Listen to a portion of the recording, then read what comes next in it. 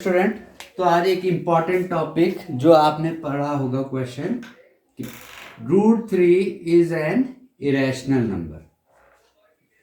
√3, √11 इस टाइप के बहुत सारे क्वेश्चन आते हैं। इनको हम देखेंगे कि √3 को इरेशनल कैसे लाएंगे। तो इसको हम मेथड ऑफ कॉन्ट्राडिक्शन से करते हैं। तो पहले इसको लिख लिया हमने, लेट कर दिया √3 is a rational number.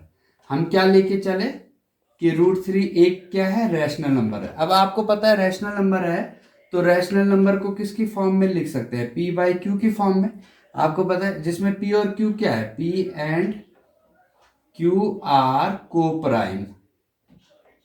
Prime integer. Co-prime क्या होता है, को-प्राइम उसे कहते हैं जिनमें कोई कॉमन ना हो। मतलब p और q में केवल 1 के अलावा कुछ भी कॉमन नहीं है। जैसे p 2/3 है ना, तो p 2 के फैक्टर होंगे 1 और 2, और 3 के फैक्टर होंगे 1 और 3, तो केवल 1 ही कॉमन है ना इनमें। तो को-प्राइम मतलब जिसमें 1 के अलावा कोई भी कॉमन ना हो उसको को-प्राइम बोलते हैं।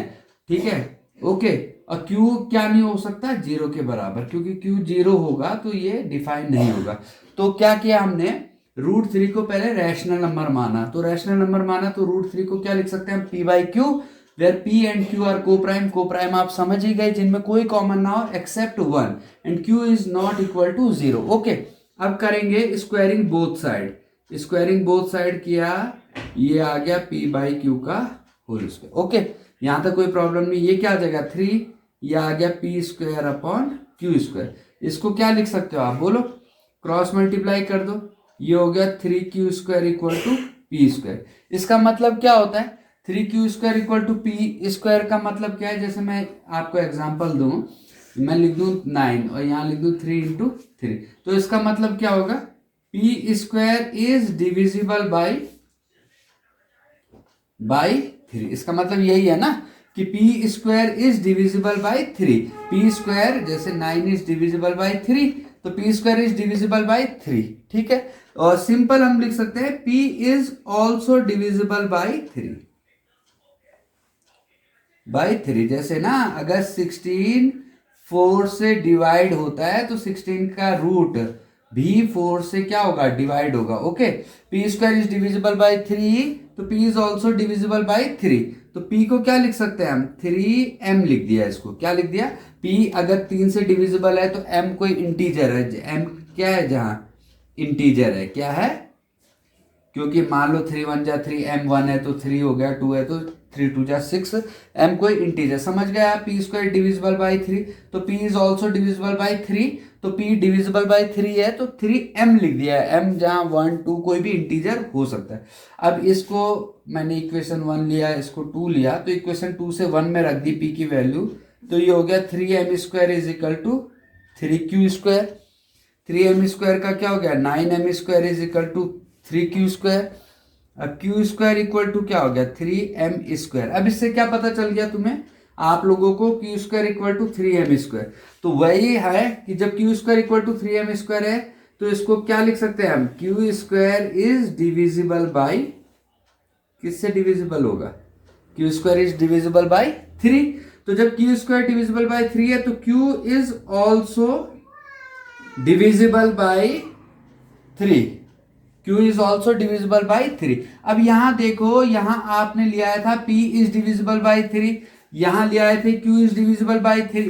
अब ऐसा कैसे हो सकता है, यहां तो हमने माना p और q क्या है, को-प्राइम, मतलब कोई भी कॉमन फैक्टर नहीं था। लेकिन अब हम जब प्रूफ कर रहे हैं तो p भी 3 से डिविजिबल है, q भी 3 से डिविजिबल है। ये पॉसिबल है। जब हमने लेट तो किया को-प्राइम और प्रूफ कर दिया हमने दोनों को कॉमन, तो इसका मतलब इट कॉन्ट्राडिक्ट, ये क्या कर रहा है, कॉन्ट्राडिक्ट अवर एजम्पशन। ये जो हमने एजम्पशन की थी कि p एंड q को-प्राइम है, उसको क्या कर रहा है, contradict. It contradict our assumption that p and q are co-prime. इसको एजम्पशन को वो कॉन्ट्राडिक्ट कर रहा है ना। So our assumption is wrong, हमारी एजम्पशन क्या थी, गलत थी। मतलब p एंड q जो को-प्राइम थे वो नहीं है ना, क्योंकि हमने तो p को भी 3 से डिविजिबल है, q भी 3 से डिविजिबल है, तो ये हमारी एजम्पशन ही गलत है। इसका मतलब √3 हमने क्या माना था, रैशनल, तो क्या है, इज एन इरेशनल नंबर। √11 देखो दोबारा मैं आपको समझाता हूं, कोई डाउट नहीं है। √3 को रैशनल, हमने इरेशनल लाना है तो हमने रैशनल लेके चले, तो let √3 is a rational number. तो रैशनल नंबर की विशेषता क्या होती है, उसको वी कैन राइट P/Q की फॉर्म में लिख सकते हैं, जहां P और Q क्या है, को प्राइम इंटीजर। को प्राइम मतलब P और Q में कुछ भी कॉमन नहीं है एक्सेप्ट 1 दोनों का कॉमन फैक्टर हो सकता है। और Q नॉट इक्वल टू 0 ये लिखना है आपको। Q अगर 0 हो जाएगा तो ये नॉट डिफाइन हो जाएगा ना, इसलिए Q is not equal to 0।